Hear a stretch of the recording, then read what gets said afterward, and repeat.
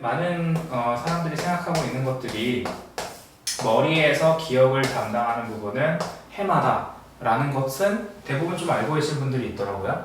자, 근데 생각해봤을 때 해마라는 뇌의 부위에 막 따로 저장이 되는 것이 아니라 이 해마 부위에 있는 뉴런, 이 신경세포들의 시냅스 속에 바로 정보들이 저장이 되는 겁니다.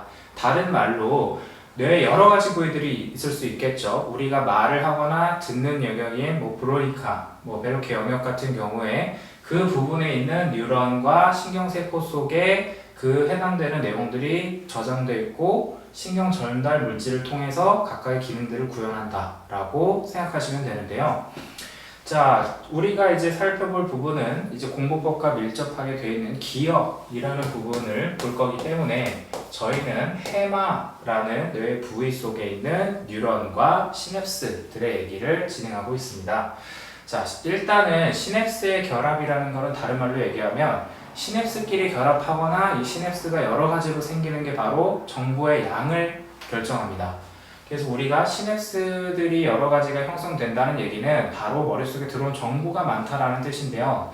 이 시냅스가 잘 결합되고 체계적으로 사라지지 않고 잘 조직화되고 굳어진다면 그때 우리는 그거에 대해서 확실한 기억을 가지게 되는 겁니다.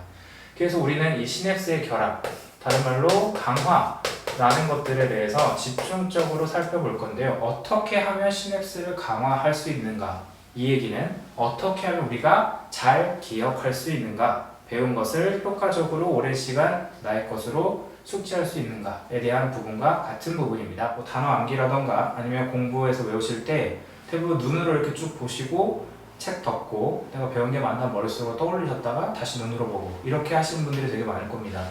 이것 또한 역시 시각을 통해서 시냅스의 강화를 많이 일으키는 부분들인데요.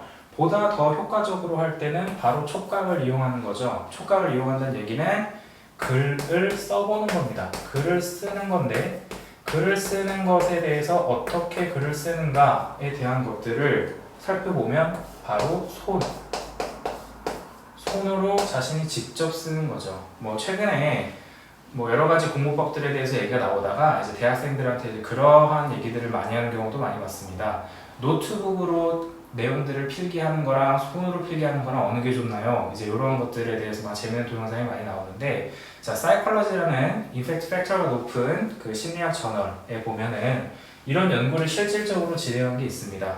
자, 손으로 필기하는 것과 노트북에 타이핑하는 것 두 개 중에서 어느 것이 더 효율적인가에 대한 얘기를 나눴을 때 당연히 손으로 하는 것이 더 오래 기억에 남고 실질적으로 효율이 좋았다라는 게 이제 결론인데요.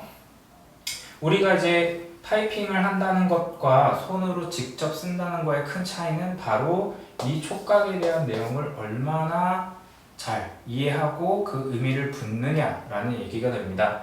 그래서 손을 이용할 때는 기본적으로 내용들에 대해서 우리가 다시 한번 내가 생각해서 중요한 내용들이 뭔지를 요약을 첫 번째로 하게 되고요.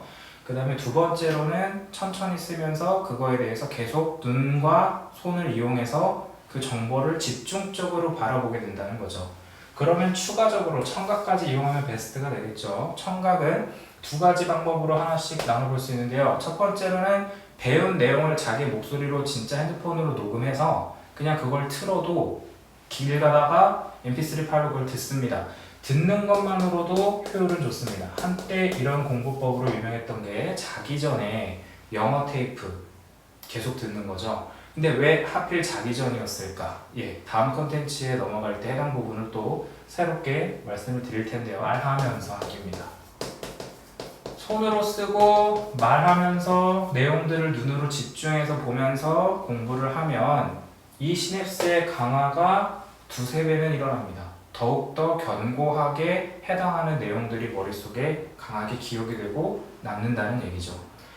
자, 그 다음에 시냅스의 강화를 하는 또 다른 방법은 두 번째는 반복학습입니다. 반복의 중요성은 여러 번 강조해도 지나치지 않습니다. 기본적으로 사람은 망각의 동물이기 때문에 시간이 지나면 해당하는 내용들을 까먹기 마련입니다. 머릿속에서 잊혀지는 게 마련인 거죠. 이 얘기는 이런 거랑 똑같습니다. 자, 머릿속에 뉴런들이 존재를 해요. 뉴런들이 존재를 하고 다른 뉴런도 막 이렇게 존재를 합니다. 이랬을 때 이 사이사이를 시냅스를 통해서 이제 연결을 하나씩 뻗어 나가면서 강화를 해주는 과정들이 쭉 이어지고 있는데, 반복이라는 의미는 이거를 다시 한번 진하게 색칠을 덧해준다 라는 개념에 가깝습니다. 오감을 이용한다는 거는 이 형성을 애초에 정말 진하게 옅은 점점점점점점의 선들로 생기는 게 아니라, 오감을 이용했을 때 자, 실선으로 그어줄 수 있는 차이고요. 실선이 그어졌다면 그 실선을 다시 한번 그어주는 게 반복입니다. 이러한 과정들을 통해서 머릿속에 실질적인 정보들만 남을 수 있도록 이렇게 강화를 해주는 방법들이 시냅스를 강화하는 방법으로 설명이 되고 있는데요. 자, 그래서 반복을 해줄수록 머릿속에 있는 세포들 간의 결합이 다시 한번 일어나고 다시 한번 일어나면서 점차 각인이 된다 라고 생각을 하시면 됩니다. 자, 그래서 반복, 어떤 식으로 반복하는 게 효율적인가에 대한 답변은 자신이 배웠던 부분들을 전체적으로 한번 리뷰식으로 복습을 한번 해보시고요. 질문하기가 굉장히 좋습니다.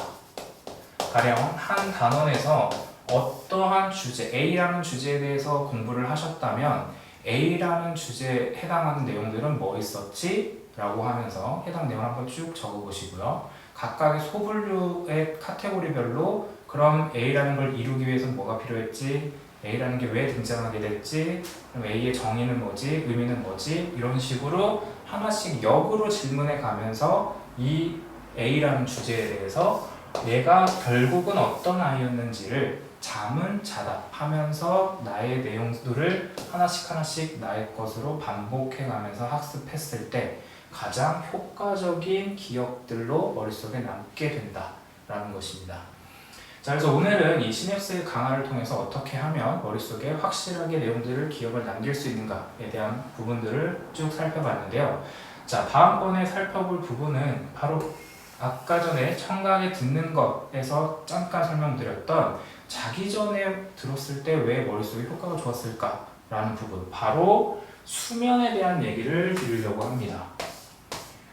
어떻게 수면을 하는 것, 그리고 수면을 할 때에 과연 머릿속에서 어떤 일이 일어나는지에 대한 얘기를 할 텐데요. 자, 이런 분들 집중해서 보셔야 됩니다. 시험 기간에 벼락치기 하면서 날 새서 공부하시는 분들, 혹은 잠 줄여가시면서 공부하시는 분들은 다음 콘텐츠를 집중적으로 보시면 굉장히 유익이 있을 것 같습니다.